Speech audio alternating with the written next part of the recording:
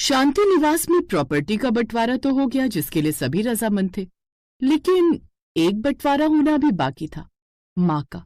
ये बहस इसलिए नहीं है कि कोई भी माँ को नहीं रखना चाहता, बल्कि यहाँ तो हर कोई माँ को अपने साथ रखना चाहता है, क्योंकि शांति देवी का स्वभाव ही ऐसा है। अपने नाम की तरह वो भी बहुत ही शांत और सरल स्वभाव की महिला थी, जो हर किसी को बस प्यार बांटना जानती थी। और आज उसी प्यार को उम्र भर पाने के लिए सभी बेटे, बहुएं और बेटी दामाद उनको अपने पास रखने की बात कर रहे थे। नहीं नहीं नहीं नहीं, माँ जी तो हमारे साथ ही रहेंगी। इसके बदले आप लोगों को कुछ और हमारी जमीन का हिस्सा चाहिए तो ले लो, लेकिन माँ जी को मैं अपने साथ रखूंगी। मुझे आज भी याद है वो दिन जब मैं ब्याह कर इस घर में आई थी। माँ जी, मैं पहली रसोई में क्या ही बनाऊं? मैंने तो कभी रसोई की शक्ल भी नहीं देखी थी। माँ ही सब करती थी, इसलिए खाना बनाना तो मुझे आता ही नहीं। बड़ी बहू, अगर तुझे खाना बनाना नहीं आता तो इसमें घबराने की क्या बात है बेटी? बच्चे कौन सा माँ के पेट से सीख कर आते हैं, वो भी तो यहीं आकर सीखते हैं ना। और शादी के बाद तो लड़की का ससुराल में वैसे भी नया जन्म होता है, यहाँ सब कुछ अलग होता है। तो मैं तुझे खाना बनाना सिखाऊंगी। ऐसे करके शांति देवी ने सारा खाना बना दिया। कुछ दिनों में उसने रजनी को सारा खाना बनाना सिखा दिया। अब ऐसी माँ जैसी प्यार करने वाली सास को कौन नहीं रखना चाहेगा, इसलिए माँ जी तो मेरे साथ ही रहेंगी। नहीं नहीं नहीं नहीं, ऐसे कैसे तुम्हारे साथ रहूंगी? माँ जी तो मेरे साथ ही रहेंगी। तुम्हें पता है वरुण, मैं शादी से पहले हमेशा तुमसे एक ही बात करती थी कि मुझे वेस्टर्न ड्रेसेस पहनने की आदत है और ये मैं शादी के बाद भी नहीं छोड़ूंगी। लेकिन सच कहूं तो शादी के बाद जब मैं ऑफिस जाने के लिए तैयार हुई थी तो काफी घबराई हुई थी। ये ड्रेस तो काफी मॉडर्न है और ये मुझ पर काफी सूट भी कर रही है, लेकिन माँ जी ने कहीं कुछ कहा कि नई बहू है, सूट सलवार या साड़ी पहनकर ऑफिस जा, ये क्या बेढंगे से कपड़े पहने हुए हैं। वैसे कहती हैं तो कहती रही, मुझे क्या, मैंने तो वरुण को पहले ही सब बता दिया था। तभी शांति देवी की आवाज कोमल के कानों में पड़ती है। कोमल बहू। जी माँ जी। बहू तैयार हो गई ऑफिस के लिए? चल आजा, मैंने नाश्ता बना दिया और तेरा टिफिन भी पैक कर दिया है। और हाँ, साथ में फ्रूट्स और जूस भी रखा है, उसे खाना मत भूलना।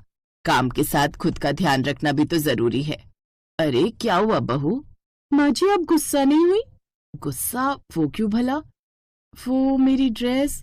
अरे हाँ, तेरी ड्रेस। तू 1 मिनट यहीं रुक, मैं अभी आई। ये माँ जी पक्का डंडा लेने गई है मेरी पिटाई करने के लिए। आज तो तू गई कोमल, शादी के पहले दिन अपनी सास से पिटती हुई कैसी लगेगी तू। कुछ देर बाद शांति देवी काजल लेकर आती है और उसका टीका कोमल के कान के पीछे लगाते हुए कहती है, मेरी बच्ची बहुत सुंदर लग रही है, किसी की नजर ना लगे। और हाँ, इस वेस्टर्न ड्रेस के साथ तू वो क्या कहते हैं, हाँ, पेंसिल हिल पहन कर जा, वो बहुत अच्छी लगेगी। क्या हुआ बहू? अच्छा, आप समझी। बहू, जैसे मेरे लिए मेरी बेटी मीरा और राधा है ना, वैसे ही मेरी बहुएं भी हैं। और जब मैंने उन्हें कभी ओढ़ने पहनने के लिए नहीं टोका तो अपनी इन बेटियों को कैसे रोकूं? इंसान का चरित्र उसके कपड़ों से नहीं बल्कि उसके व्यवहार से झलकता है बेटी।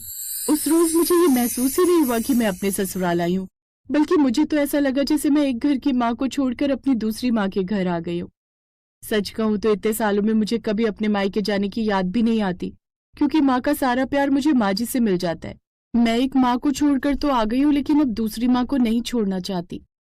कोमल भाभी, रजनी भाभी, ननद जी, आप सभी जानते कि मेरे माँ बाप बचपन में ही मुझे छोड़कर चले गए थे। माँ का प्यार क्या होता है ये मैंने कभी जाना ही नहीं था, लेकिन जब मैं यहाँ आई तो। अरे ये क्या सोनम बहू, तू ये दवाई क्यों खा रही है? माँ जी क्या करूँ, दर्द के मारे सर फटा जा रहा है, अब गोली खाकर ही आराम मिलेगा। नहीं बेटी, इतनी गोली खाना ठीक बात नहीं, इससे सेहत पर बुरा असर पड़ता है। तू इधर आ, मैं तेरी मालिश कर देती हूँ। माँ जी आप।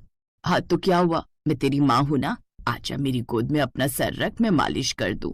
फिर शांति देवी उसके सर पर प्यार से तेल डालकर मालिश करती हैं, और ऐसा करते करते कब सोनम को नींद आ गई उसे पता ही नहीं चला। और शांति देवी तब तक वहीं बैठी रही जब तक वो नींद से जाग नहीं गई। 3 घंटे बाद। माँ जी ये क्या, मैं तब से आपकी गोद में सर रख कर ही सो रही थी और आप तब से ऐसे ही बैठी रही, आपने मुझे जगाया क्यों नहीं? आपको कितनी तकलीफ हुई होगी एक ही पोजीशन में इतनी देर तक बैठने में। बहू, कोई बच्चा माँ की गोद में सो रहा हो तो क्या भला माँ को कभी तकलीफ हो सकती है? उसे तो बल्कि सुख मिलता है अपने बच्चे को चैन की नींद सोता दे। माँ का सुख क्या होता है वो तो मैंने माँ जी से मिलकर जाना, मैं बड़ी खुश नसीब थी जो माँ ने मुझे अनाथ को बहू के रूप में चुना और मुझे माँ का प्यार दिया। मैं बचपन में माँ को खो चुकी हूँ, अब फिर से नहीं खोना चाहती, इसलिए उनको मेरे साथ रहने दीजिए, मैं हाथ जोड़ती हूँ। ये सब करने की जरूरत नहीं है सोनम, माँ की जरूरत हमें भी उतनी ही है जितनी तुम सबको। मुझे आज भी याद है वो दिन। माँ, इनका एक्सीडेंट हो गया है और डॉक्टर ने ना जाने क्या क्या परहेज बताए हैं। मुझे बहुत घबराहट हो रही है। तू घबरा मत मेरी बच्ची, मैं अभी आती हूँ। शांति देवी झट से अपनी बड़ी बेटी के घर पहुंच गई और वहीं रहकर आरव की देखभाल करने लगी। मैं जानती हूँ कि समधी समधन जी गांव में रहते हैं और वे बेचारे तो खुद ही बुजुर्ग हो गए हैं, वो इतनी दूर नहीं आ पाएंगे, इसलिए मैं कुछ दिन यहीं रहकर अपने बेटे की देखभाल करूंगी। मेरे पैरों में काफी दर्द हो रहा राधा। लाइए मैं आपके पैर की मालिश कर दूं। तू रहने दे बेटी, ला मैं कर देती हूँ। माँ जी आप नहीं, आप मुझसे बड़ी हैं। तो क्या हुआ बेटा, माँ कहते हो लेकिन माँ होने का फर्ज नहीं निभाने देते।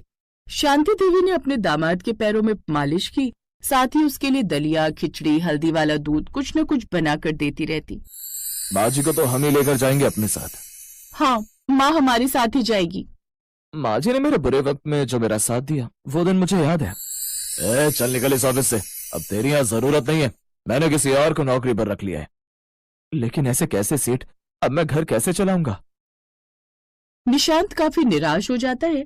तब शांति देवी उसके घर आती है और अपने गहने उसे देते हुए कहती हैं, निशांत बेटा, इन जेवर से तू अपना काम शुरू कर। मैं जानती हूँ तुझ में काबिलियत है, अब मेरे बेटे को किसी के आगे गिड़गिड़ाने की जरूरत नहीं। निशांत ने खुद का कपड़ों का व्यापार शुरू किया, जिससे उसे काफी मुनाफा हुआ और कुछ समय बाद उसने शांति देवी और अपनी पत्नी के गिरवी रखे गहने भी छुड़वा लिए और उनको वापस कर दिए।